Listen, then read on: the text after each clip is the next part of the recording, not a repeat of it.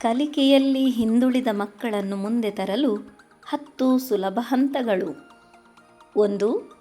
ಮಗುವಿನ ಸಮಸ್ಯೆಯನ್ನು ಗುರುತಿಸಿ. ಓದಲು ಕಷ್ಟವೇ? ಬರೆಯಲು ತೊಂದರೆಯೇ? ಗಮನದ ಕೊರತೆಯೇ? ಯಾವ ವಿಷಯದಲ್ಲಿ ಹಿಂದುಳಿದಿದೆ ಎಂದು ತಿಳಿದುಕೊಳ್ಳಿ. 2. ಸ್ನೇಹಪೂರ್ಣ ವಾತಾವರಣ ನಿರ್ಮಿಸಿ. ಮಗುವನ್ನು ಬೈಯಬೇಡಿ, ಪ್ರೋತ್ಸಾಹದ ಮಾತುಗಳನ್ನಾಡಿ, ಆತ್ಮವಿಶ್ವಾಸ ಹೆಚ್ಚಿಸಿ. 3.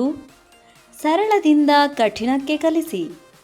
ಮೊದಲು ಸುಲಭವಾದ ವಿಷಯಗಳನ್ನು ಕಲಿಸಿ, ನಂತರ ಹಂತ ಹಂತವಾಗಿ ಕಠಿಣ ವಿಷಯಗಳಿಗೆ ಹೋಗಿ. 4. ಸಣ್ಣ ಗುರಿಗಳನ್ನು ನಿಗದಿಪಡಿಸಿ.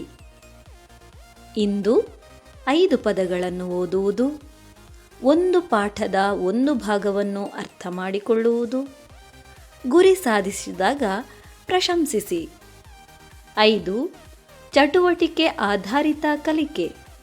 ಚಿತ್ರಗಳು, ಆಟಗಳು, ಕಥೆಗಳು ಬಳಸಿ. ಪ್ರಶ್ನೋತ್ತರ ಚಟುವಟಿಕೆ ನಡೆಸಿ. ನಂತರ ಕಲಿಕೆಯನ್ನು ಆಸಕ್ತಿದಾಯಕವಾಗಿಸಿ. 6.